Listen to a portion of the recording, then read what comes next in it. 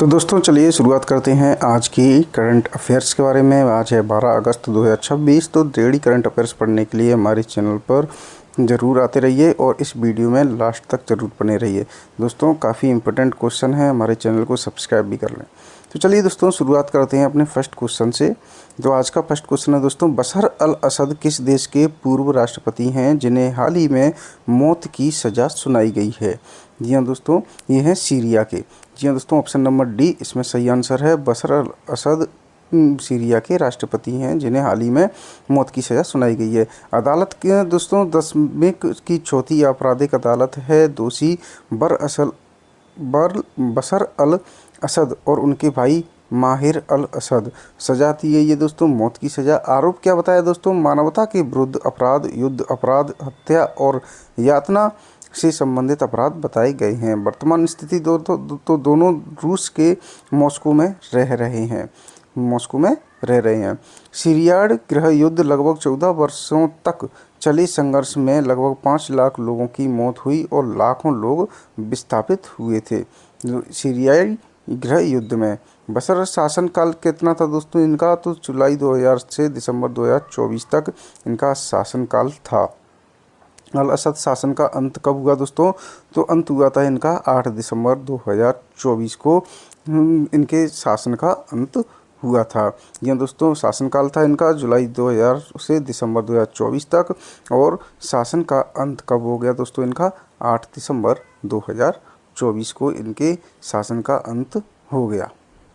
Next देखते हैं दोस्तों सीरिया के बारे में। महाद्वीप एशिया है, एशिया महाद्वीप में पड़ता है। राजधानी इसकी दमिश्क है, दमिश्क राजधानी है। वर्तमान राष्ट्रपति इसमें अहमद अल सारा है और मुद्रा इनकी सीरियाई पाउंड है, सीरियाई पाउंड। सीमावर्ती देश कौन कौन से हैं दोस्तों इसमें? तो तुर्की, इराक, जॉर्डन, इजराइल और लेबनान ये सीमावर्ती देश हैं। ग्लोबल लिवेबिलिटी इंडेक्स 2026 में है सबसे कम रहने योग्य शहर दमिश्क है सीरिया का। सबसे कम रहने योग्य शहर दमिश्क है, दमिश्क सीरिया। नेक्स्ट क्वेश्चन है दोस्तों अपना, हाल ही में वैज्ञानिकों ने कहाँ असामान्य ओजोन परत खोजी है? हाल ही में वैज्ञानिकों ने कहाँ असामान्य ओजोन परत खोजी? तो दोस्तों ये ऑप्शन नंबर 20 का सही आंसर है। उत्तरी बंगाल खाड़ी में, ये देख सकते हैं आप मैप में, ये इंडिया हो गया अपना और ये उत्तरी बंगाल खाड़ी। जी हाँ दोस्तों, यहाँ पर ओजोन परत खोजी गई है अभी फिलहाल में। तो दोस्तों इसके फैक्ट देखते हैं अपन। वैज्ञानिकों ने उत्तरी बंगाल की खाड़ी के ऊपर ओजोन परत की खोज की है। उसकी ऊंचाई 21 से 23 किलोमीटर है। खोज असामान्य रूप से मोटी और अत्यधिक सघन ओजोन परत बताई जा रही है। अध्ययन प्रकाशित हुआ है अर्थ एंड स्पेस साइंस में प्रकाशित किया गया है। और प्रमुख शोधकर्ता कौन है दोस्तों? डॉक्टर मनीष नाजा और डॉक्टर समरेश भट्टाचार्य। यह दोस्तों दोनों ने मिलकर शोध किया है, डॉक्टर मनीष नाजा और समरेश भट्टाचार्य ने। ओजोन परत के बारे में जानते दोस्तों, इसका रासायनिक सूत्र O3 है। क्या है ओजोन परत? तो दोस्तों O3 क्या है? O3 O2 ऑक्सीजन का है और O3 ओजोन परत का, ओजोन का रासायनिक सूत्र है।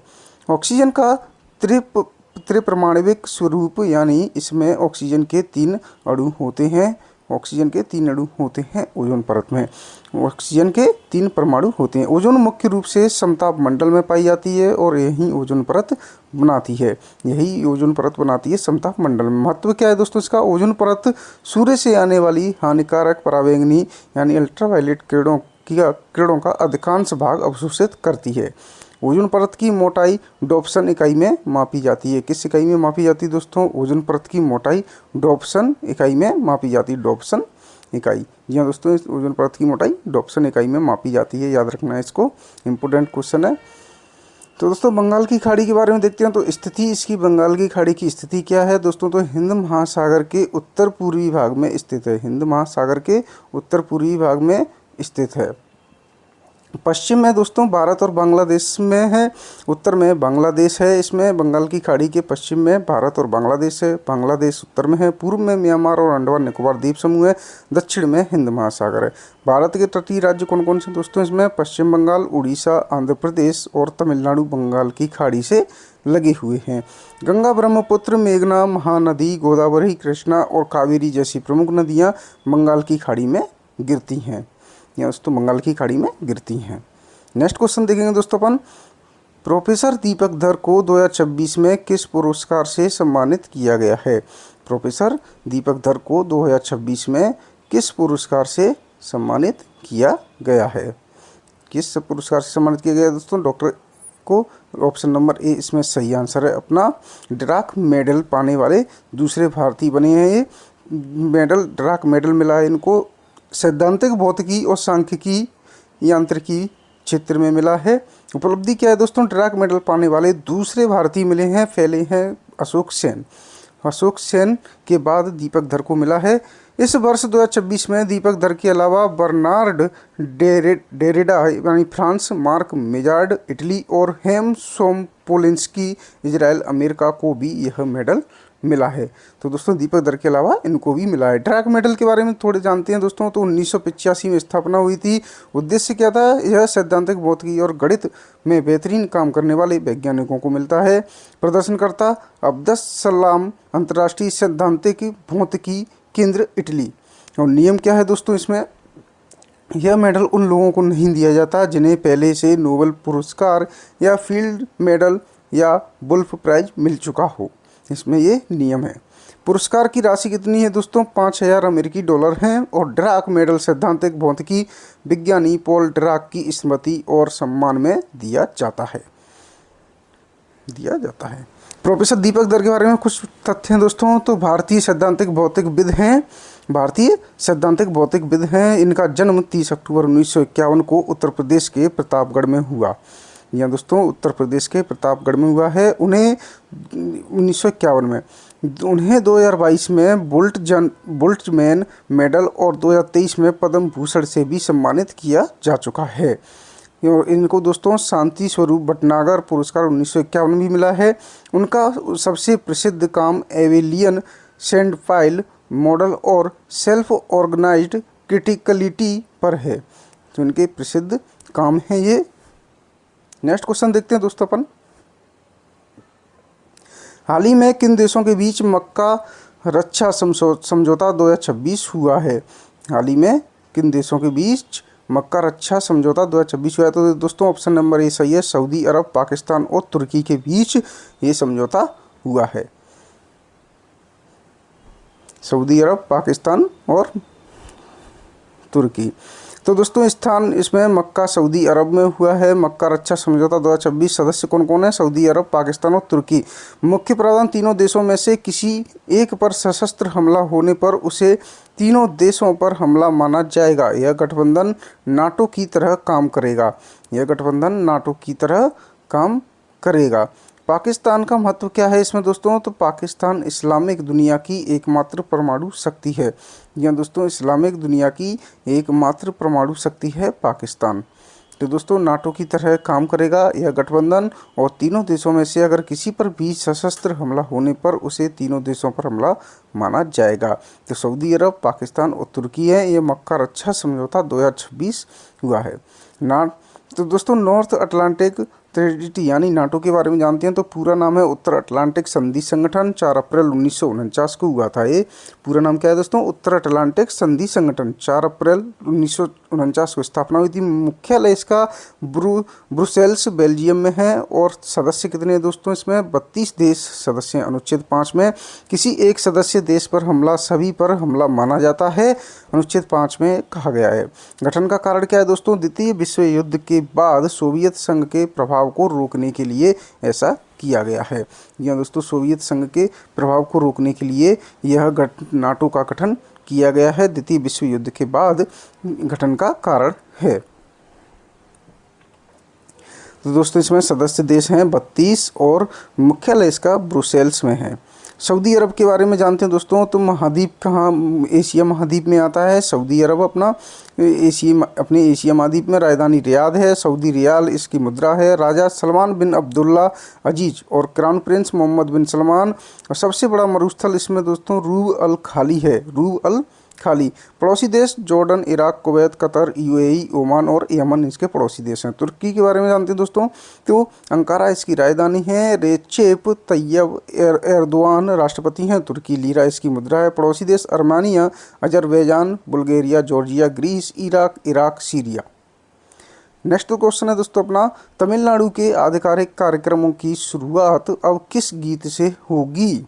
तमिलनाडु के आधिकारिक कार्यक्रमों की शुरुआत अब किस गीत से होगी? तो तमिलनाडु में अब तमिल थाई बाजुथु गीत का प्रस्ताव पारित हो चुका है। जी हाँ दोस्तों, प्रस्ताव 10 अगस्त 2026 को तमिलनाडु विधानसभा पारित हुआ। मुख्य प्रावधान, राज्य के सभी आधिकारिक कार्यक्रमों की शुरुआत इसी से होगी। अर्थ क्या है इसका? तमिल थाई बाजुथु का तमिल भाषा को माता मानकर उसकी वंदना करना। रचयिता कौन है दोस्तों इसके? मनोन्मयम सुंदरम पिल्ले। और 2021 का नियम क्या है? 2021 का नियम था दोस्तों, गीत के दौरान उपस्थित लोगों के लिए खड़े रहना अनिवार्य किया गया था। तो दोस्तों इस गीत का अनिवार्य किया गया था खड़े रहना, 2021 का नियम है। और 10 अगस्त 2026 को तमिलनाडु विधानसभा में ये प्रस्ताव पारित हुआ है। अब तमिलनाडु में तमिल थाई बाजुथु गीत का प्रस्ताव पारित हो गया है। नेक्स्ट देखते हैं दोस्तों अपन तमिलनाडु के बारे में। तो चेन्नई इसकी राजधानी है। राजेंद्र विश्वनाथ इनका राज्यपाल हैं। सी जोसेफ विजय मुख्यमंत्री हैं। विधानसभा सीट 234 हैं। राष्ट्रीय उद्यान मुदुमलाई मुकुर्थी है। अन्नामलाई, गुई और मन्नार हैं। मोबाइल नेक्स्ट क्वेश्चन दोस्तों अपना, मोबाइल खाद्य परीक्षण प्रयोगशालाओं के लिए पहली प्रत्यायन योजना किसने शुरू की? तो दोस्तों ऑप्शन नंबर 20 में सही है, राष्ट्रीय परीक्षण और असंशोधन प्रयोगशाला प्रत्यायन बोर्ड यानी NABL ने। तो दोस्तों इंपॉर्टेंट पॉइंट देखते हैं अपन, मोबाइल खाद्य परीक्षण प्रयोगशालाओं के लिए पहली प्रत्यायन योजना है। शुरुआत इसकी हुई है राष्ट्रीय परीक्षण और असंशोधन प्रयोगशाला प्रत्यायन बोर्ड यानी NABL ने किया है। प्रावधान क्या है दोस्तों इसमें? तो दोस्तों इसमें प्रावधान है, इसमें वैन आधारित प्रयोगशाला होगी जिसे मोबाइल खाद्य परीक्षण प्रयोगशाला कहा जाएगा। उद्देश्य क्या है दोस्तों इसका? आम जनता के पास अंतर्राष्ट्रीय स्तर की खाद्य परीक्षण सेवाएं पहुंचाना। जी हाँ दोस्तों, योजना के लाभ क्या क्या हैं इसमें? मिलावट का तेज़ी से पता लगाया जा सकता है। और उद्देश्य क्या था? आम जनता के पास अंतर्राष्ट्रीय स्तर की खाद्य परीक्षण सेवाएं पहुंचाना। और योजना का लाभ, मिलावट का तेज़ी से पता लगाया जा सकता है। इसमें वैन बाज़ारों, मेलों और दूर दराज के गांवों में जाकर वहीं खाने पीने की चीज़ों में मिलावट की तुरंत जांच कर सकती है। तो इसमें वैन क्या करेगी दोस्तों? बाज़ारों में जाएगी, मेलों और दूर दराज के गांवों में जाकर वहीं खाने पीने की चीज़ों में मिलावट की तुरंत जाँच कर सकती है। त्वरित कार्रवाई की जाएगी। मिलावट या गंदगी मिलने पर अधिकारी तुरंत सख्त कदम उठा सकते हैं। नेक्स्ट क्वेश्चन है दोस्तों अपना, नौसेना प्रमुख एडमिरल कृष्णा स्वामीनाथन ने किस देश की 4 दिवसीय आधिकारिक यात्रा की है? तो दोस्तों उन्होंने अभी फिलहाल नौसेना के जो प्रमुख एडमिरल कृष्णा हैं उन्होंने मॉरिशस की बुक की है। मॉरिशस की यात्रा कब की थी दोस्तों? तो 10 से 13 अगस्त 2026 को की थी। उद्देश्य क्या था दोस्तों इसका? भारत मॉरिशस के बीच द्विपक्षीय समुद्री सहयोग और रक्षा संबंधों को मजबूत करना। चर्चा के प्रमुख क्षेत्र कौन कौन से रहे दोस्तों इसमें? तो दोस्तों समुद्री सुरक्षा रहा, रक्षा सहयोग, क्षमता निर्माण, सैन्य सहयोग, ये चर्चा के प्रमुख क्षेत्र रहे। मॉरिशस के बारे में देखते हैं दोस्तों। तो राजधानी इसकी है पोर्ट लुई। राष्ट्रपति हैं धर्म गोकुल। प्रधानमंत्री नवीन रामगुलाम। मुद्रा है इसकी मॉरिशस रुपया। भारतीय मूल के लोग लगभग 68 से 70% हैं वहाँ पे। भारतीय नौसेना के जहाज INS त्रिकंद ने मॉरिशस के 58वें राष्ट्रीय दिवस समारोह 2026 यानी कि 12 मार्च में हिस्सा लिया था। किसने लिया था दोस्तों? जहाज INS त्रिकंद ने 58वें राष्ट्रीय दिवस समारोह में। और दोस्तों 2025 में PM मोदी को मॉरिशस ने सर्वोच्च नागरिक सम्मान grand commander of the order of the star and की ऑफ द इंडियन ओशन प्रदान किया था 2025 में। मॉरिशस ने सर्वोच्च नागरिक सम्मान PM मोदी को दिया था। मॉरिशस देख सकते हैं दोस्तों आप मैप में, इंडिया से केन्या फिर मॉरिशस। जी हाँ दोस्तों, नेक्स्ट क्वेश्चन देखते हैं दोस्तों अपन। रतनगढ़ किले के संबंध में निम्नलिखित कथनों पर विचार कीजिए। रतनगढ़ किले के संबंध में निम्नलिखित कथनों पर विचार कीजिए। नंबर 1 है दोस्तों इसमें, जम्मू कश्मीर सरकार ने रतनगढ़ किले की मरम्मत एवं जीर्णोद्धार के लिए 10 करोड़ मंजूर किए हैं। जम्मू कश्मीर की सरकार ने। सेकंड ऑप्शन है दोस्तों इसमें, ये सही है फर्स्ट। और सेकंड क्या है दोस्तों इसमें, रतनगढ़ किला जम्मू कश्मीर के डोडा जिले के भद्रवाह में स्थित है, ये भी सही है दोस्तों। तीसरा ऑप्शन है दोस्तों इसमें, रतनगढ़ किले का निर्माण वर्ष 1733 में राजा संपत लाल ने कराया था, ये भी सही है दोस्तों। रतनगढ़ किले का निर्माण वर्ष 1733 में राजा संपत पाल ने कराया था। तो दोस्तों चौथा, इस परियोजना का मुख्य उद्देश्य केवल किले को सैन्य उपयोग के लिए पुनः विकसित करना है, ये गलत है दोस्तों। केवल डी इसमें गलत हो जाएगा, केवल चौथा इसमें गलत हो जाएगा। ऑप्शन नंबर डी इसका सही आंसर हो जाएगा। इस परियोजना का मुख्य उद्देश्य केवल किले को सैन्य उपयोग के लिए पुनः विकसित करना नहीं है। तो दोस्तों अपने फर्स्ट, सेकंड और थर्ड तीनों सही हैं और इसमें आंसर हो जाएगा अपना चौथा, केवल डी। तो दोस्तों इंपॉर्टेंट पॉइंट देखते हैं। जम्मू और कश्मीर सरकार ने रतनगढ़ किले के लिए 10 करोड़ मंजूर किए हैं। परियोजना किस परियोजना के तहत की है, तो रतनगढ़ किले की मरम्मत और जीर्णोद्धार के लिए। मुख्य उद्देश्य किले की ऐतिहासिक एवं वास्तुशिल्प विरासत का संरक्षण, चिनाब घाटी में पर्यटन को बढ़ावा देना। लाभ क्या हो जाएगा दोस्तों, स्थानीय पर्यटन, रोजगार और आर्थिक गतिविधियों को बढ़ावा मिलेगा। रतनगढ़ किला निर्माण 1733 में हुआ था। स्थान भद्रवाह, डोडा जिला, जम्मू कश्मीर। निर्माता राजा संपत लाल। नेक्स्ट क्वेश्चन है दोस्तों, भारत का पहला स्कोप 2 उत्सर्जन मुक्त प्रमुख बंदरगाह कौन बना है? भारत का पहला स्कोप, तो दोस्तों BO चिदम्बरम बंदरगाह बना है। तो दोस्तों BO चिदम्बरम बरनार बंदरगाह भारत का पहला स्कोप 2 उत्सर्जन मुक्त प्रमुख बंदरगाह बना है। स्थान है दोस्तों थूथुकुडी, तमिलनाडु में। स्कोप 2 उत्सर्जन खरीदी गई बिजली, भाप, हीटिंग या कूलिंग से होने वाला अप्रत्यक्ष ग्रीन हाउस गैस उत्सर्जन होता है। नवीनीकरण ऊर्जा में दोस्तों इसमें वित्त वर्ष 2025-26 में बंदरगाह की कुल बिजली खपत 93.89% नवीनीकरण होगी।